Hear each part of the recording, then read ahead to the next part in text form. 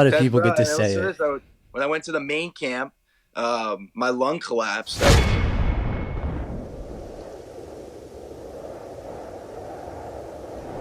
All right, here we go. Hey guys, what's going on? And welcome back to the booth. Man, it's been a crazy morning. We've been over here battling. We're not going to do the regular intro that we usually do, only because we're a little short on time. So let me just introduce our guests.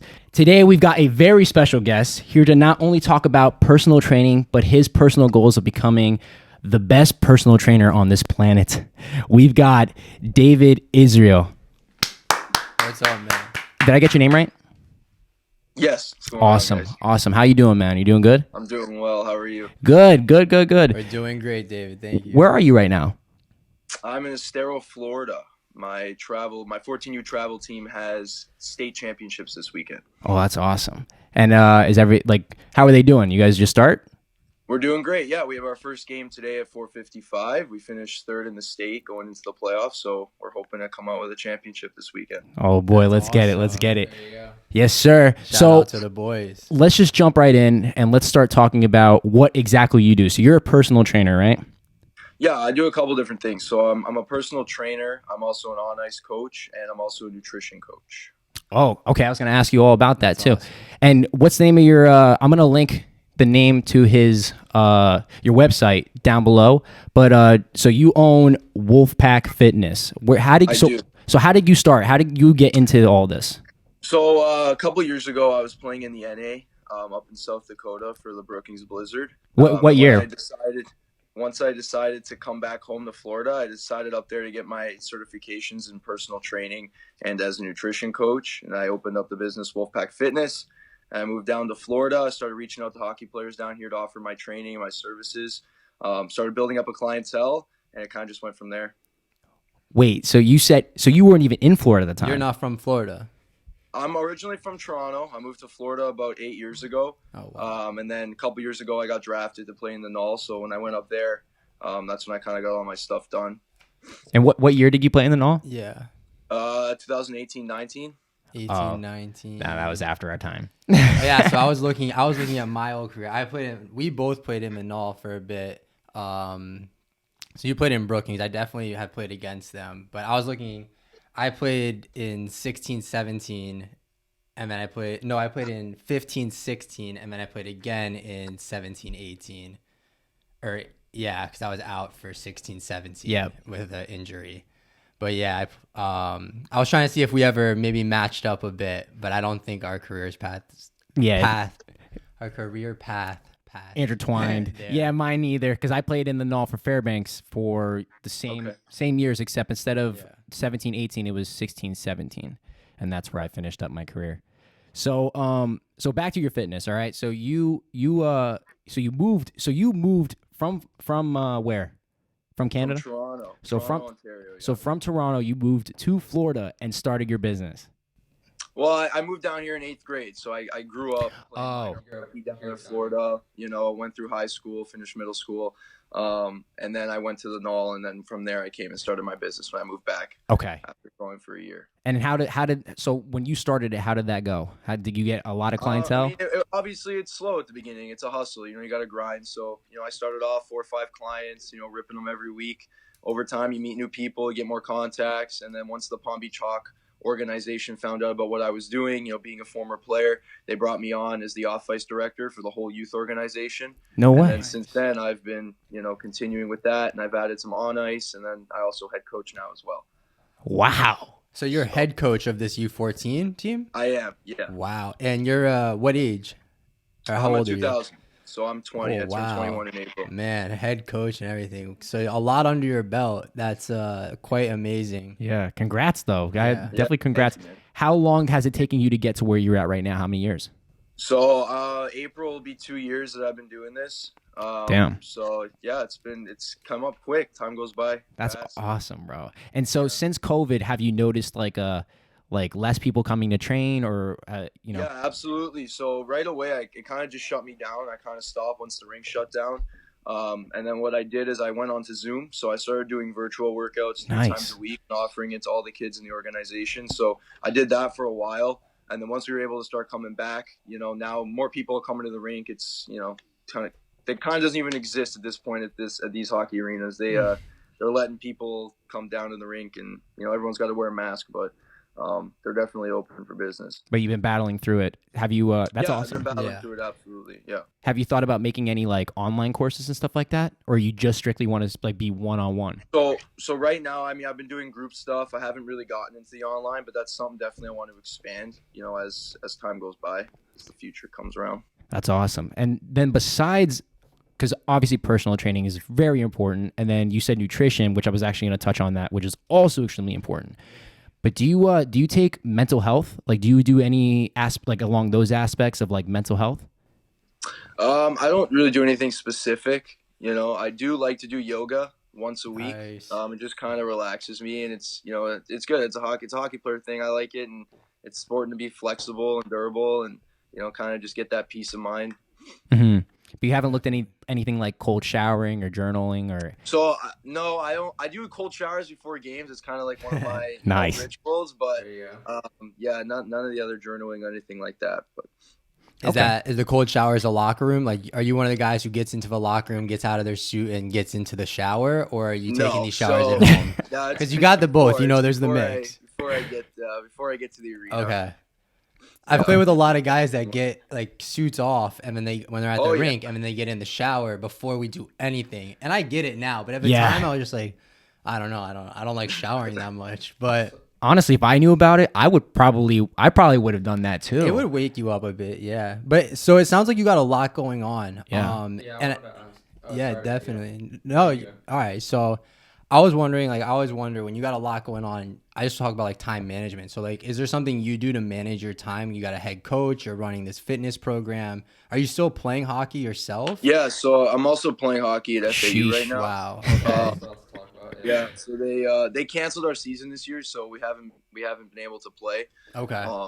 Hopefully we're gonna be able to start practicing soon.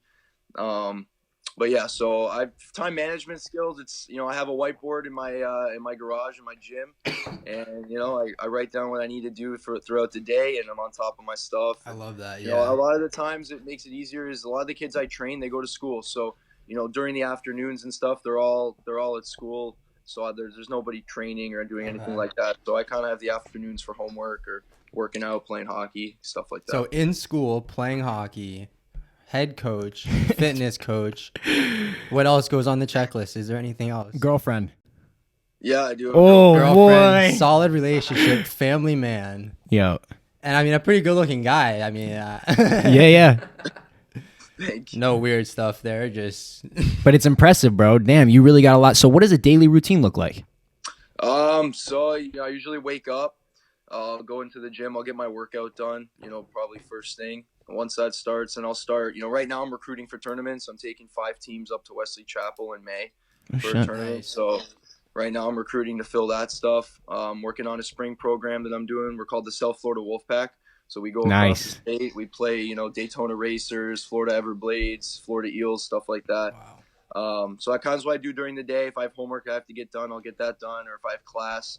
And then, once 4 o'clock comes around, kids start coming over to work out, or I'll head over to the rink for practice or off-ice workouts. And it's kind of like that every day.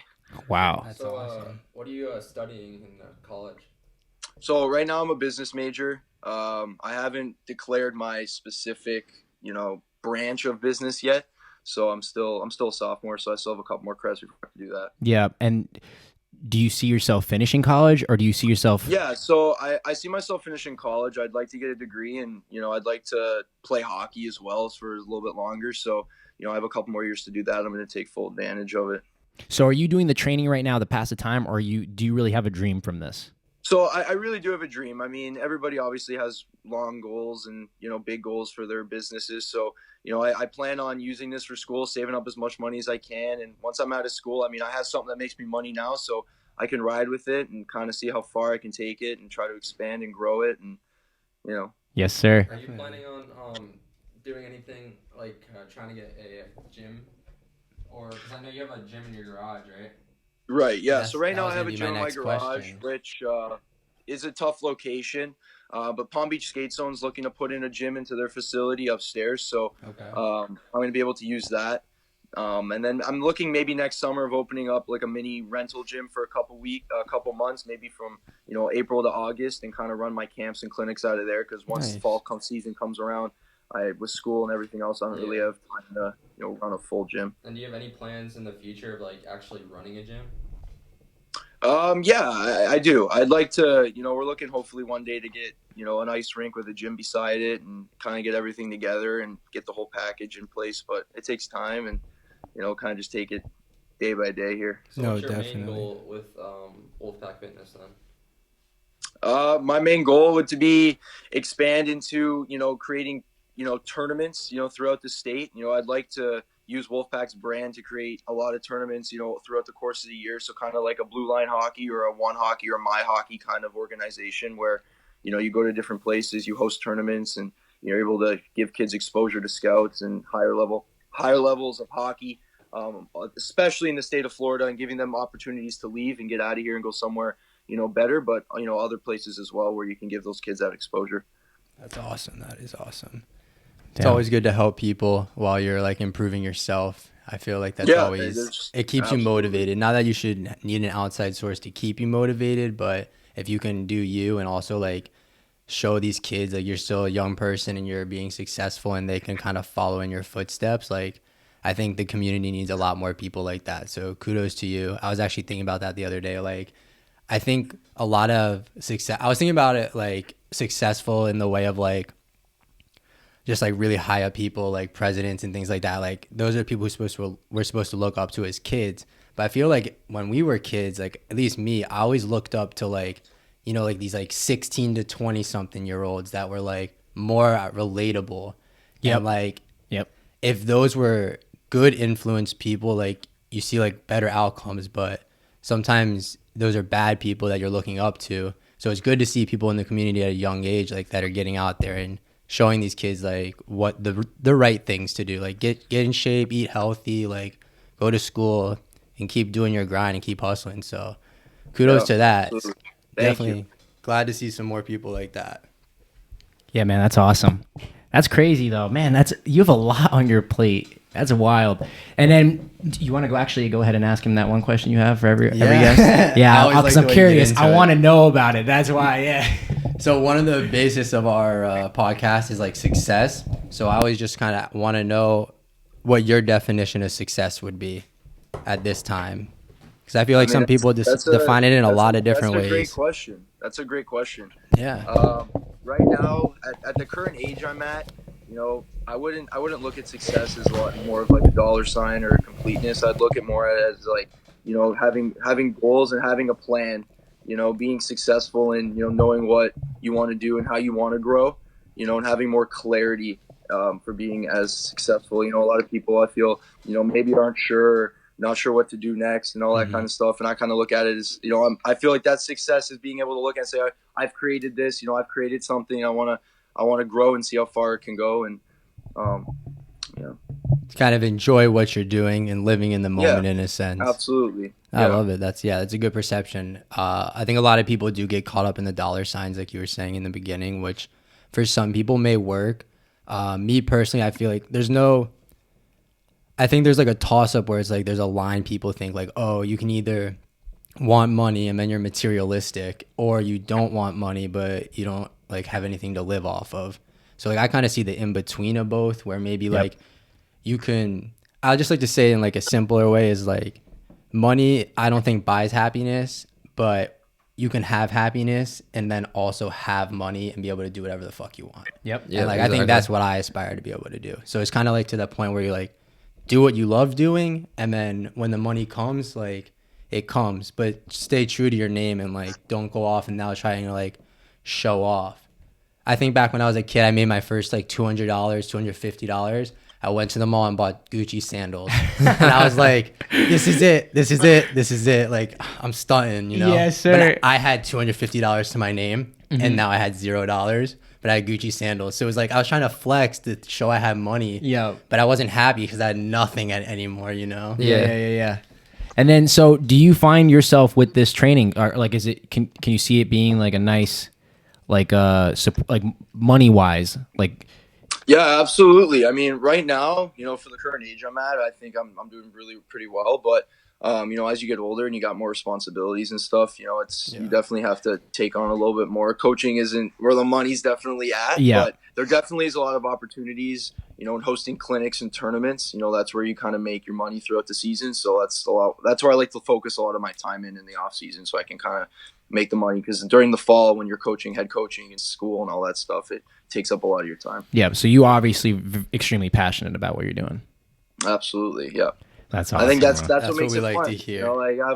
I got a team of 17 freshmen in high school, and I'm working with them every day and watching them grow. And I was able to see them in August compared to now, and I'm gonna be with them in the future, and it's special. You feel like you're helping others, like you guys said, and you feel like you're really taking that influence, and if I had the coaching that I'm giving these kids when I was their age, it would have helped me. We're kind of showing them, what it really takes, for hockey. It's not the tier 3 USPHL, like this. If you want to play tier 2 at these high levels, at these really strong levels, like this is how you get treated. This is how you're going to have to carry yourself. This is the price you have to pay. A lot of the kids, you ask them, who wants to pay the price? Everybody's going to raise their hand, but who really knows what the price is? And I that's like kind that. I like that. Like they need to start understanding that it's not just, a light switch. You can't just turn it on when you show up to the rink. It's, what are you doing to prepare for practice? What are you eating? What are you stretching? Are you drinking water? Are you doing all the little details that are going to make the biggest difference at the end? So, and then from your career, from your hockey career, did you find that you were willing to pay the price, or is this something that you've learned later on in your life? Yeah, so truthfully, growing up, I was from Toronto. I was playing AAA my whole life. I was a really good player. You playing the GTHL? I did. I played in the GTHL for the North York Rangers and the Markham Majors. And, yes, I think I have a North York Rangers pin that used to get at the tournaments. Really? Yeah, I don't know. I got it at some tournament. I played for Toronto Red Wings. Okay. Sorry, I didn't mean to cut you off there. I didn't mean to cut you off there. My cousin played for them. What year are you? I'm a 98. Okay. Do you know Ryan Israel? Maybe, bro, because you look so familiar. Yeah, it's kind of weird. He does, right? Yeah. You look so familiar. So maybe we must have when you played for the Florida Alliance or anything like that, like. No, I never got into the Alliance, but I moved down here and I played AA for the Panthers and I played A at the Hawks for a couple years, and then I hit puberty and I kind of got a lot better. Yeah. That was it. Like from there, I went to play juniors for the Hawks and I ripped it up there, and then I went on to the NA after that. You know what? Let's talk about that really quick, because I don't find a lot of people that. So you said you played AA after the whole triple thing in Toronto. So you came here and you played AA, then you went to A, and then you went to the Empire League, right? Is that what? Yes. And then you climbed your way to the Null. Like how, bro? Yes. I love the adversity. Seriously, stories. I have to ask, like. Yeah. So coming down here, I was a chubbier kid when I was little. I wasn't the greatest skater. So I wasn't, the offensive skills that I had, I was a defensive. I stayed back, so I played AA for the Panthers and then A at the Hawks and A at the Hawks again. And I just kept working hard. And then once my skating improved, and I kind of got a little bit leaner and in better shape, I started taking it more serious. I played that Empire League the first year and skipped my second year of midgets. And then I played for the premier team the year after. And then, I Peter Worrell at the Mako organization. Great coach. Yeah, he's a great coach, and he kind of set me up with the Brookings Blizzard, and Dan Garneau over there, one of their head scouts, kind of took me over, and they drafted me.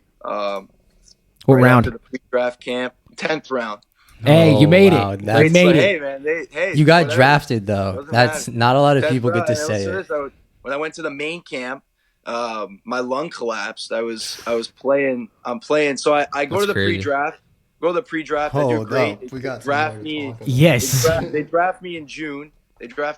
So I head over to the main camp in Niagara Falls in the Buffalo side, and first game of the camp, and I actually scored a goal in the first period. In the second period, I'm skating down. This kid comes over, hits me, and my lung pops like my right lung just popped like a balloon. So I'm just on the bench. What did that feel like? My arms up. And, like the wind. It's pretty scary. Like, is it worse? Sorry to interrupt you, but is it like, I gotta know, that's not just like, oh, I got hit and I fell down and I bruised my knee. Like, you got checked and we all play hockey, so we know what it's like to get hit. But like, I've gotten the win. You can't. You're like, but what's it like Guys, to actually? I'm losing you. Losing connection here. Still bad or no? All right, no, there we go. We good? All right. Yep. Where did we? probably not- Where did you hear last?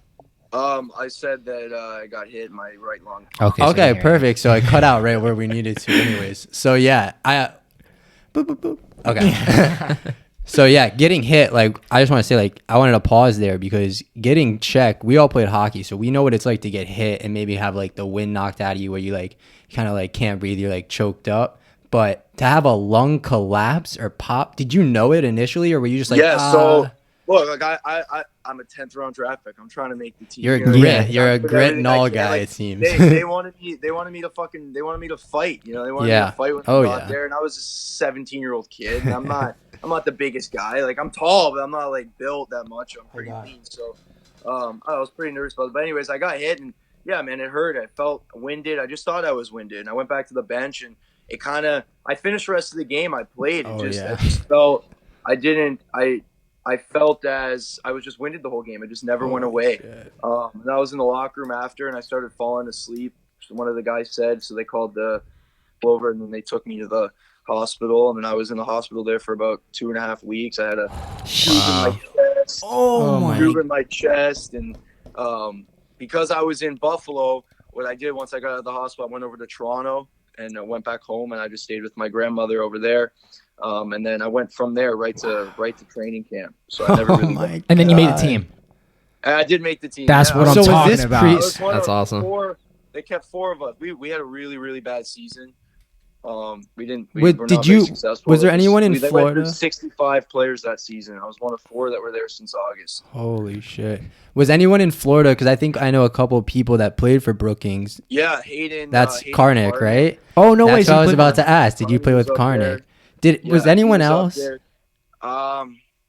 Maybe before you? There's the goalie. I forget Liam Murray, yeah. Okay, so that's I knew there was a couple other guys. Okay. Yeah, but Murray was there. Murray was there the year before I was there. But I remember because I went up and skated with them the year before in April. Good for him, bro. Did Marshall play for Brookings? I feel like Connor Marshall played. I don't know if I think he went straight. Didn't he? If not, weird shout out Marshall if you're listening. Yeah, shout out Connor Marshall. But if not, that's crazy. Do you have any just like crazy null stories that you want to tell? Because I know I have a couple, but some I can't really get into. But like, if not, the grit or an adversity story of making it through Vanal, besides the one you just told, which is absolutely insane on how you got to Vanal. Yeah, exactly. But I always like when people are talking about playing in the North American League, like I gotta know, like, do you have any good stories from that league that you can share? I mean, well, we were in South Dakota, so it wasn't the most entertaining place to be at. But you know, there's the broken buses. You know, we're on our way up to Minot, which is like a 9-hour drive in our shitty bus. Did you have bunk beds or what'd you have on your bus? No, we didn't have anything, man. We were like the shittiest straight, bus you could think of. yeah. Like, close your eyes, think of the shittiest bus. Did you do the mats on the floor trick, like where you lay under your seat so you can lay down on the floor? No, we didn't have any of that. I was a rookie. So two to a row. Somebody else, and it was tight. And that sucks. And, you know, but yeah, no, we're driving up to Minot. We go up, we get swept. We got our asses kicked. They're pretty good up there. And then on our way back, you know, that 10-hour drive on the way back. It's in the middle of the night in North/South Dakota, and of course our bus likes to, you know, break down. So I knew this was coming. We're stranded at it's like 4 a.m. after we just got swept. Our coach is obviously in a great mood, and we're just in Minot, like not Minot anymore, but wherever the hell we were. So that was a pretty funny one. Eating like your frozen pizza that the other team gives you after the game. Yeah, exactly. No, we got subs. They gave subs. Oh, nice. Some places had subs. Some places had like pizza. Yeah, when we played you guys, we got subs. We did pizza. Yeah. I knew Aberdeen did pizza. We always got pizza after going there. You ever play in Fairbanks? We never went up to Alaska. That was the best place. Yeah, that's a good trip. My buddy Jake Friedman played. No, boy. He went to Kenai. Yeah, he did go to Kenai. Yeah, I played in Kenai before him. He's with us right now. He's playing at FAU with us. And is Dane also? Boothe? Yeah. Yeah, so I played with him at the Hawks. Oh, okay. He just graduated. He played last year. Oh my God. He's done now. Some Yeah. OGs. So this is there. all coming together. Bro, You guys are all dead ass. starting to realize you know each other. My assistant coach on my travel team is dating Ariana, Dane's younger sister. Oh my gosh. Oh, That's shit. crazy. Yeah. I just picture her as like a baby. I feel like, I don't know. We were younger then. That's I don't crazy, know. bro. Yeah. So that's how the worlds connect. That's where it connects that's between crazy. us. Hockey world. Man, that's wild. But no, like to touch on the adversity of the knob, Yeah. like I can't express it enough. Like it's a grind. Like if you're not coming in with the If commit, that story in the beginning or isn't you're a a intro. you're a late draft pick, or you're a tender, whatever it is, and they didn't invest a lot in you. It's tough, man. I mean, I played 37 games, so I was snizzed 23 times. Hell yeah. I learned a lot. Truthfully, I don't think I'd be able to do what I do today without learning from Mo Mantha up there as the coach, and Devin Mantha's son, and all the kids. Cam Babiak. I had really a couple good teammates. A lot of kids that were playing D1, and I was able to learn a lot from them and kind of grow as a player. Grow mentally. But it was definitely difficult being up there and not being like I wouldn't say superstar, but not being one of the guys. Being more of a depth player, like a role player. So definitely having to adjust my game and change my role at 17 is definitely a little bit difficult mentally. But I think at the end of it, I was able to have a really good season. And when I look back, I definitely do it again. It was time to go to FAU. Yes, sir. I didn't want to take another year off of school. And, Yeah. for the what if. And truthfully, like if you look at it, this is my age out year, and it was kind of a shit show. Yeah, I mean, So, everything happens for a reason. So like the way it Kind played of worked out. out all right. How much more time you got? I can go a little bit. I can go a little bit longer for sure. Awesome, I bro. have a 'cause- question. Go ahead. you- No, go ahead. Let's hear from you. So, how was it living in what was it, South Dakota? Yeah, because it was your first time South building. Dakota, so North Dakota. Or North Dakota. We were an hour north of Sioux Falls, so they got that USHL. Did you go to any games? there? No, I never went to any games. It's quite a but place. that place I heard is pretty cool. They have a really Yeah. nice arena. I've been there. Crazy Um, place. It was your first Yeah, time building, small- right? Say Away that from again. home. It was your first that time again. building away from home, right? Yeah, so it was my first time leaving home. Okay. I just graduated high school, so it was a gap year. So I moved up there, but yes, living in South Dakota was an experience. I started off on a farm. Oh boy. I started off on a farm about 15 minutes down south on a highway from the rink. I lived there for 48 days. It was about they probably had like Has it 300 counted to a number? they had like 300. They had 300 cows back there, and great Holy- family. Like the only problem is there was no Wi-Fi, and I say 48 days because I didn't have Wi-Fi for 48 days. So Just sitting there scratching the lines. Yeah. Adversity. We're talking prime Fortnite time here. Like, we're Oh talking- my! So you're a Jeez. gamer. All You're good. also a gamer on the checklist of things. Yeah. So I mean, like I moved up there. I'm like ready to play Fortnite all day because we practice, work out, and then you don't really have anything to Yeah. do. So I was kind of sitting around. So I ended up making a lounge in our locker room. We have like our mud room. Yep. I ended up getting a couch and a TV and a table. Oh I set boy. up my own gaming lounge in the Brookings locker room. That's sick. So I would just after practice, I would just hang out there and play video games all night. And freaking coach would come down. Why are you still here? I'm like, well, someone else fucking do, man. That's Damn. great. But yeah, it was fun. Like, yeah, I definitely did that. That definitely passed a lot of time. And Qdoba, a lot of Qdoba. Yeah. We got. They sponsored us. So we got free Qdoba. Really? Nice, yeah. Yeah, I think one of our captains was banging the manager at Qdoba. So There we go. Hey, That's took one for the That's a team. null story. That's a null Yeah. story. That's crazy. There's some gritty null things that go on. There really is. Bro, Like I- it's a league of opportunity. I think that might be the quote, maybe. Yeah. But, CJ Oh has my some God. stories. but there's stories that just come out of that league, and that's good. I always like hearing some funny ones, but the adversity ones too. Like in everyday struggle of playing in like junior hockey, like a lot of the organizations, like you're saying, you're doing maybe 4 hours of teamwork, and then you got nothing going on the rest of the day, and it's like, what do you really do? Like, I don't play video games, but I started playing a ton of video games when I was like in my career for a little while. Yeah. In Janesville, Yeah. actually.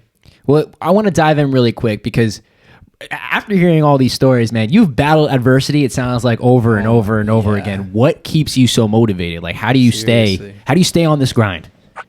I mean, I'm on a new grind now, truthfully. Like the hockey grind, it kind of I still work on my craft. Like I'm still skating like 4 or 5 times a week because I still want to win a national championship at FAU. But I think that's truthfully what's keeping me going right now is I want to win at FAU. And then for my business, what's keeping me going is just, seeing the kids get better and, making money's fun too. It's nice to get money. Yeah. And like, people tell you like they're not in it for the money. Like they're some, especially coaches, like some of them they're a little bit liars. Of course. Money's part of it, man. Like it's nice. You get to make some money and run some things. And so like, it keeps me going. It keeps me motivated.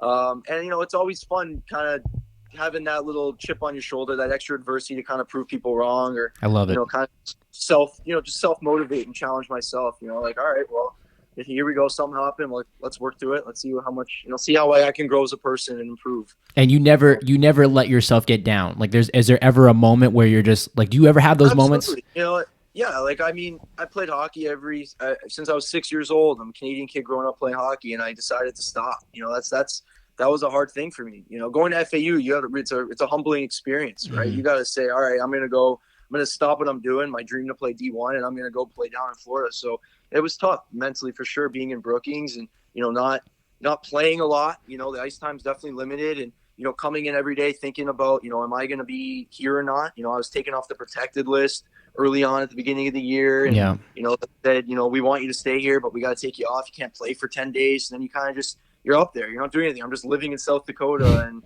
and it's tough, man. And coming in and, you're playing with 7 defensemen. You go in and, Joe, Mike, and Alex get traded or cut to, Odessa or whatever. And they bring in 5 new names from wherever else. And you're not worried about if you're going to be able to play. Like it's never a good feeling, man, especially when you work so hard for it. It's scary. Like it gets scary. Absolutely. And it's out of your control. It's definitely out of your control. I mean, what you can't control is your playing time. And, I say this to my players and I still believe this. And I used to say it to myself, when my coach, he said, give me a reason not to play you. Give me a reason not to put you out there. Cause you can be upset with ice time all you want, but it really comes down to it. If you're a better player, you're going to play.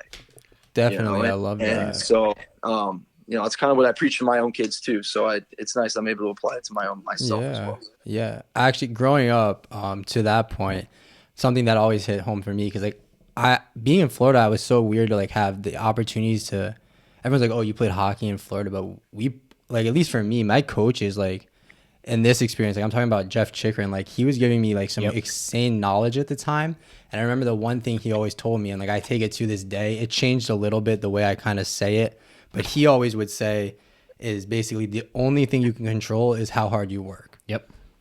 Through everything you're going on the ice, he would say before every game to me and everyone on the team, the only thing you can control is how hard you work. The refs can't control, the other players, your other teammates, you can't control any of that. Only yourself.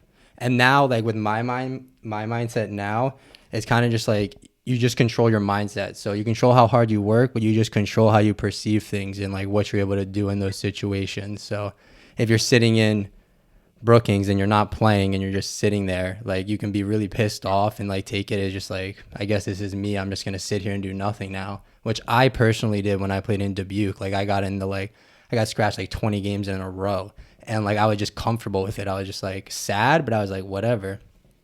Or you can take it with the mindset, I guess I got to do something. I got to grow from this. It's an opportunity, to do something else. Yep. So you just control yourself, control your mindset, and control, the way how hard you work. Absolutely. And you find yourself doing that. Exactly. Man, bro. Yeah. That's the only thing you can do. I mean, from my experience, I was a 2000. There was 5 1998s and a 2001. And the 2001, his name's Nick Andrews. He's the captain for the Des Moines Buccaneers. So I mean, I'm not, it was a tough situation, but I definitely learned from a lot of them. I mean, not playing, not playing sucks, but you are able to learn and grow as a player at the same time. And he would always say, my coach would say, be a student of the game tonight. That's what he'd say. Be a student of the game. I say, yeah, coach, you're right. You're absolutely right. You gotta make the best of it. So that's the mindset to take it with. That's awesome though, man, because I found myself when I quit hockey, I know you're not done, but I even actually, you speak of my last year in Fairbanks, I got cut and I went back to U18 because I didn't want to go to the NA3. And it was just my mindset was just I was drafted to the USHL, I was drafted to the OHL, I was drafted to the NOL, the second, I just couldn't kind of get over that fact that yo, what am I doing here? Yeah. What am I doing here? Yeah, that's a solid point. Like, why everything's like mental, like Extremely mental, yeah. man. And just like hearing like the way you go about it, man, that's like, I have to give kudos to you, man, because it's incredible. It really is. Like, it really is incredible. Like the fact that like going from Toronto and coming and play AA and then grinding your way from Florida hockey AA and A to Florida hockey, the Empire League, to now getting to the Null. Like, bro, that's insane. Like, bro, I don't like. If I was you, man, I'm honestly am speechless, because like for me, it wasn't that kind of a rough road. And the minute it got rough for me, you know, and with other things, I decided to leave. I quit. You know, and that's something that I tell a lot of these kids. I just have a lot of my buddies just finished playing. You know, I had a lot of guys and they didn't make the Null. Like, I have a buddy who leads the USPHL all times game played. His name's Francis Young Menard. He plays for Hamptons Roads, and he played all 5 years of juniors, like at Premier. Okay. You know, and it's kind of about that wall. You know, I kind of feel like as a hockey player, like you grow, and then eventually you're going to hit a wall. You know, unless you're a really, really special player. And once you hit that wall, it's kind of up to you and what you want to do with it. And when I hit my wall, I went to FAU. You know, and that's okay, because sometimes it's okay to realize, like, you know, all right, well, if I want to go play D1, where am I going to go play? You know, where do I want to go? Do I want to go, you know, play at American International or one of those lower level D1 schools, or do I want to live in Boca by the beach and rip it up at FAU? And you know, for me at that point, it was an easier decision. Exactly. I would say to that point, like, maybe instead of thinking of them as walls, like just think of them as doors. And instead of like you're having to like break through something and it's like a bad thing, like your life's just opening up to like a different perception of it, and it's usually for the better. At least in my life, I've always found, like, I always said growing up, like, oh, everything happens for a reason. Like you're like fucking in the worst mood of your life, and you're just like, oh, whatever, everything happens for a reason, because you're trying to like get yourself through the moment. But like looking back on all that stuff, it's like everything really, at least in my case, like has happened for a reason. Yep. Like even the worst, shittiest shit, like when we were going through I look back on it, I'm like, holy fuck, like if that didn't happen, this would have never happened. And I'm like, thank God, like that happened. Yeah, man. That's crazy. Just like, honestly, just like all of our careers, and like how, like we, you know, all three of us, think about it. all three of us played hockey, and like, and we've gotten to meet so many people, like just even for this podcast alone, like you. And now we get to hear your crazy, insane story that I'm sure like you've told people, but it's like, I feel like everyone has some like relatable, like, not the same, but like get checked and your lung pops and you gotta battle through it to make this team that then tells you like, I don't know if we're gonna sign you, like we're gonna bounce you around and keep you in and out of the lineup, and have you battle day in and day out to like through that adversity. Like I think a lot of kids and anyone listening could relate to that. So I just love hearing those stories and getting someone like you out there, and we'll link all your information. So if anyone's looking for a trainer or what is it going to be? Food training, on ice hockey training, on ice, off ice. If you need anything, we'll link all of that below. Yes, sir. And make sure you go check it out. Now, before we wrap this up, I want to real quick ask you, like, you know, maybe you have some of your own hockey players that are going to watch this or anything like that. But to those young kids, not even just playing hockey, but chasing whatever they're chasing, you have any advice? Like, what's like the one piece of advice that you can leave?